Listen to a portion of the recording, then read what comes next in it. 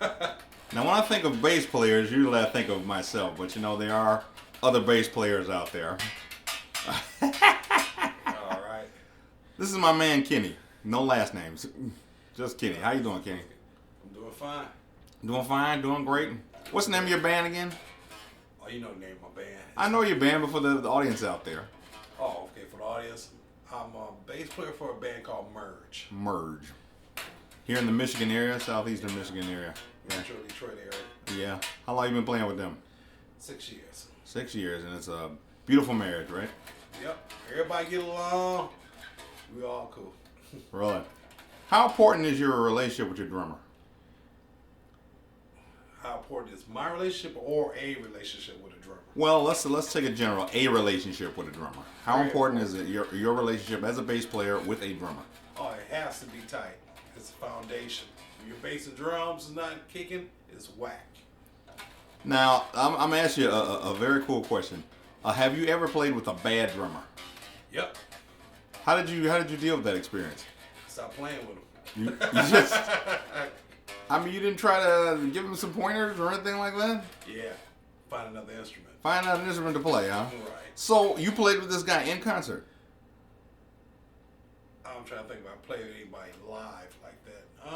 Or I've been fortunate. Okay, well, put it generally. How do you think what would you do in that case if you had to play with somebody who just couldn't really keep time? You'd have to keep time for the band, right, on stage in the middle of that thing. It's impossible to me to keep time as a bass player because I can try to keep the drummer in the pocket, but the drummer going to fly and deviate. Nothing you can do about it. And if you were put on a spot like that, I mean, there wouldn't be any remedy to it. I mean, well, it's really nothing you can do. Especially with drummers, you either have rhythm or you don't have rhythm. There's no two ways about it. So if it was me, I would like to say, tell them to find another instrument to play or learn how to dance. Can't dance without rhythm. You got to have rhythm.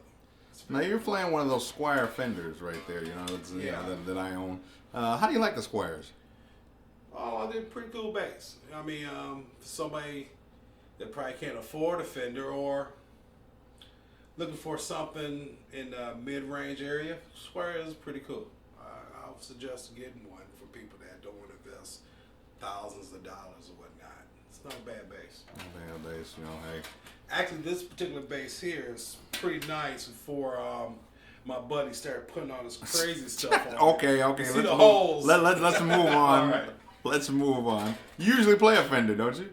Yes, I usually do. I have a Lakland right now. Lakeland right now. You like those? I love Lakelands. You love Lakeland more than the Fenders, huh? To me, Lakeland is a marriage between a Fender and a Music Man because they have the double humbucker, so you get the best of both worlds. I see. How long you been playing? Wow, I've been playing over 20 years. I know that. Okay. And what have you learned in those 20 years you think is most important? What have I learned in 20 years? Yeah, that you think is most important. I mean, what can you give the audience? What have you brought off stage? And really give the audience about playing live. I think I have to give you a different type of answer to that. It's too general? No, well, I wouldn't say too general. In my case, I think I'm different in the fact that music to me is like therapy. But most people play music. Seems like as long as I've been listening to music, I've been hearing bass lines since I was a little kid.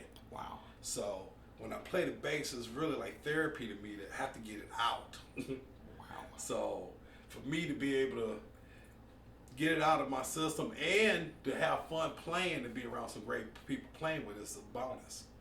So that's how I take music. That's wonderful, man. Some people have to go to the therapist and lay on the couch. I have to play bass. You have to play It soothes me. Bassology right here, ladies and gentlemen. Yeah. Well, thanks for being on the Max Proud channel. He's a very good friend of mine, and I taught him everything he knows. And yeah, no, that's a joke. Yeah, I really appreciate it, man. Let's see a little more of your technique down here. I want to see those hands. You want to see my hands? Yeah, I want to see. No, come on, man. I don't really have technique. I play with 2 fingers here, 4 fingers here.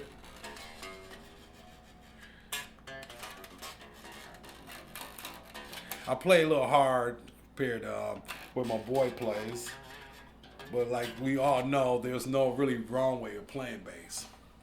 Everybody have different techniques. Again, I thank you, man. You're one of the best bass players I've ever known. Thanks for having me on your show. Max Proud, right? Max Proud. Okay. Peace out. Proud with the Max. All right.